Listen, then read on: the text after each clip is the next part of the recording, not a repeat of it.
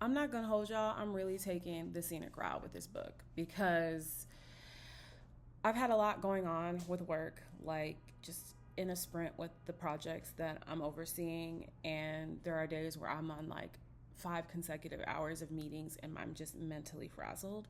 But also, I'm realizing that this book is really more about an invitation to remember the tools that you already innately have. So this is really more like week two and a half, three. A few interesting things happened in this week that I think actually tie back to week one. The first lesson in week one was believing friends. And I heeded that lesson when I listened to my dear friend Adrian, who told me to move forward with publishing a piece I told her I was working on about the culture of cool and how the original meaning is not really how we use it today because of hyperconsumption and just in general. Another example of people taking an AAVE term and making it unrecognizable, and then talking about artists who I felt embodied what that initial definition was. So the examples I used were Aaliyah and Solange. That article was shared in Danielle Smith's newsletter. Danielle Smith was a former editor at Vibe magazine and at Billboard and I believe a bunch of other major media publications. So thank you to Danielle for that. And then shortly after that, Adam Shore, who is a producer and kind of cultural curator, he's done a lot of really big events around New York City for the Guggenheim, the Met, BAM. He was a producer for Solange's El Dorado Ballroom series, which I was at. He emailed me because he found that article, that essay that I wrote, and asked me to speak at Aaliyah Day because he felt that my perspective was really important in conveying why her legacy is important to continue to celebrate. I think Aaliyah, and I talked about this in that essay, is part of this public consumption where like people really think what made her cool was like her aesthetic, her sound, but there was something innately in her that created that aesthetic and that sound. And I think this is what this book is talking about. It's about connecting to what you are intuitively drawn to. And so when I was talking to Adrian, I was like, yeah, I'm writing this piece about like cool and da-da-da. I don't really know if I'm gonna finish it because like who really cares to talk about what's cool and what's not cool? You know, there's so many things happening in the world. And she was like, no. She was like, now let's shout. Your voice is important. You have a very sharp and needed analysis. And so I was like, okay, cool. Pushed through, published it. It didn't have the most engagement. Like I've had pieces that have gotten like, 400 plus likes. This has like 35 likes. But it got me at Aaliyah Day and I was able to speak and just pay homage to Aaliyah and really express why and how I felt she was important and the things that she can teach us about ourselves, the things that she has taught me as an artist. And this book is not like hitting me in the same way that the first one did. And I think it's because I'm in a different stage of life. I'm in a different stage of artistry. I have not been doing the walks every week. I mean, I live in New York City, so I'm walking all the time, but not the like intentional leave your phone at the house, go for a walk thing. I have not been consistently doing the artist dates, but I have been trying to do morning pages. There are some days where I take a break from morning pages if there are days where I intentionally need to turn my brain off, or, Adrian came in town and we were hanging out, so I was like not prioritizing that. But every day I have been waking up and the first thing in the morning, writing the morning pages. And I think this has really been helpful in keeping me grounded. I'm in the midst of post-production for my web series right now.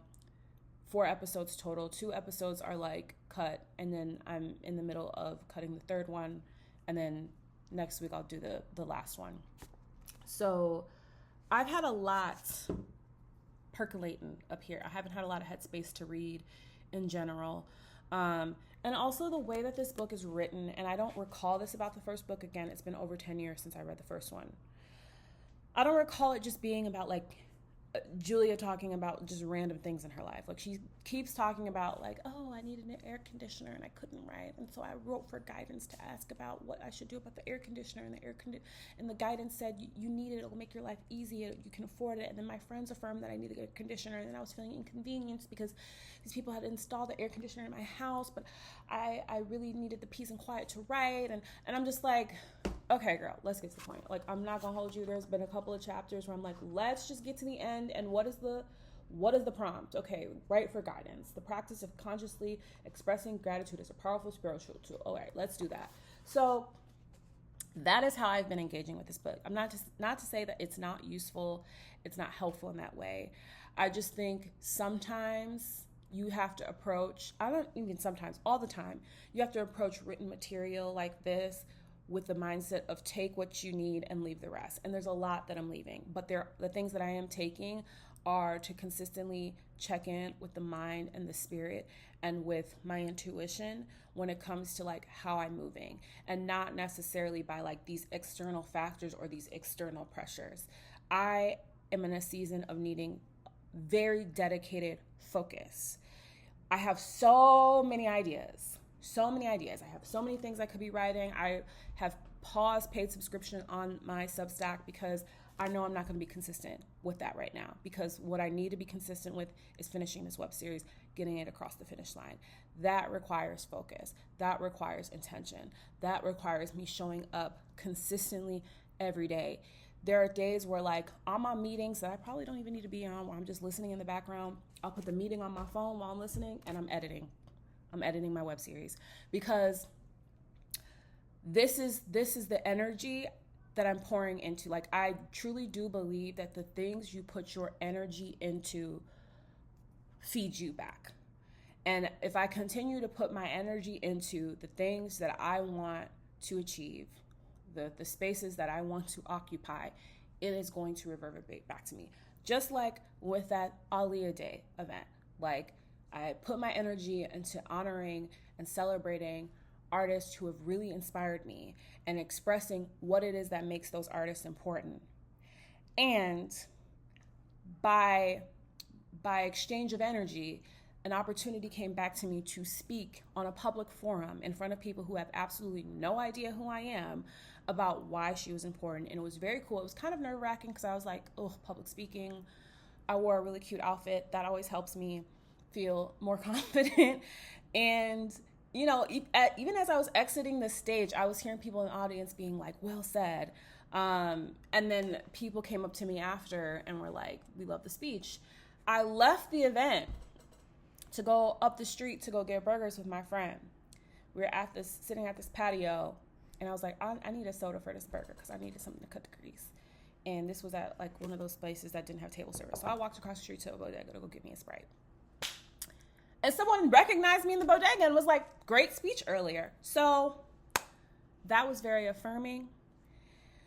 I don't have to move in any direction that I don't want to, but also if I'm feeling just an inkling of it and I have the space to do it, follow through, because you never know why you are being pulled to do that. And so that's what I would say I learned on week 2. Let's see, what are the lessons that she says we were supposed to be learning? Looking to the positive, the power of slowing down, the inspiration of friends, guided work, guided decisions. Yeah, I would say I embodied a lot of that. Minus the power of slowing down, just because it has been a crunch. But how I have been able to slow down is, you know, again, on the days where I know I need rest, turning this off. Turning this off and being very intentional, turning the phone off and allowing myself to fully recalibrate before I have to go back into the madness. So, one day at a time. We'll see how week 3, 3.5, 4 goes.